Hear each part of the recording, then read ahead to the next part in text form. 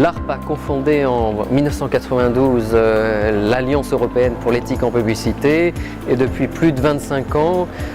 nous participons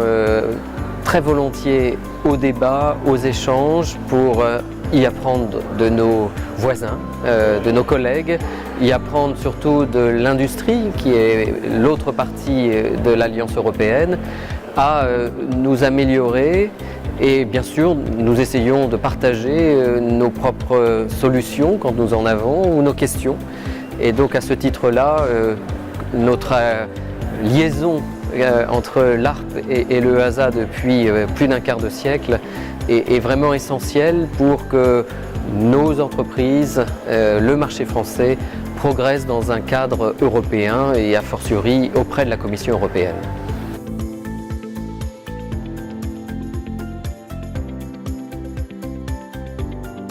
Ces réunions biannuelles permettent déjà de visiter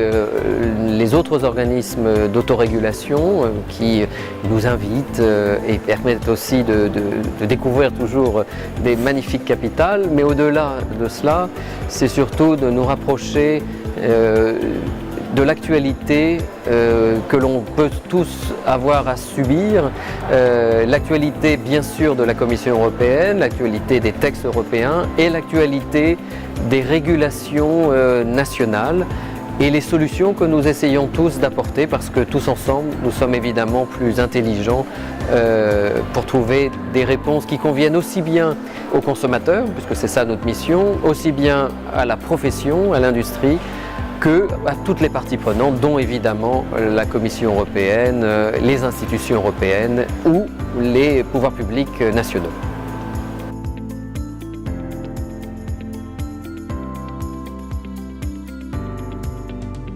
Les grands challenges pour la régulation, qu'elle soit d'ailleurs de droit dur comme de droit souple, qui est l'autorégulation, c'est justement que le monde s'est mondialisé, que la publicité est internationale encore plus et que bien sûr le digital a apporté non pas un bouleversement complet parce que les grands principes demeurent, mais surtout le rythme, l'extension des acteurs, le nombre d'acteurs nous amène à nous poser un grand nombre de nouvelles questions, mais aussi d'y apporter la réponse que nous avons puisque nous existons depuis très longtemps.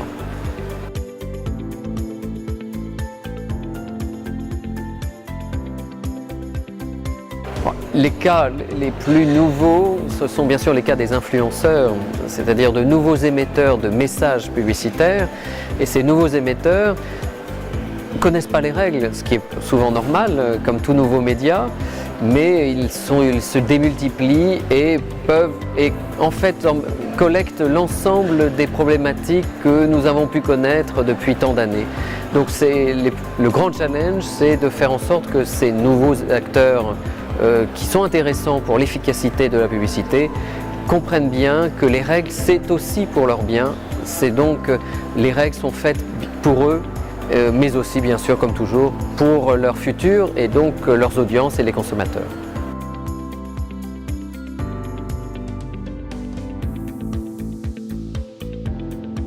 À l'attention de l'Union européenne, à quelques mois bien sûr d'échéance électorale,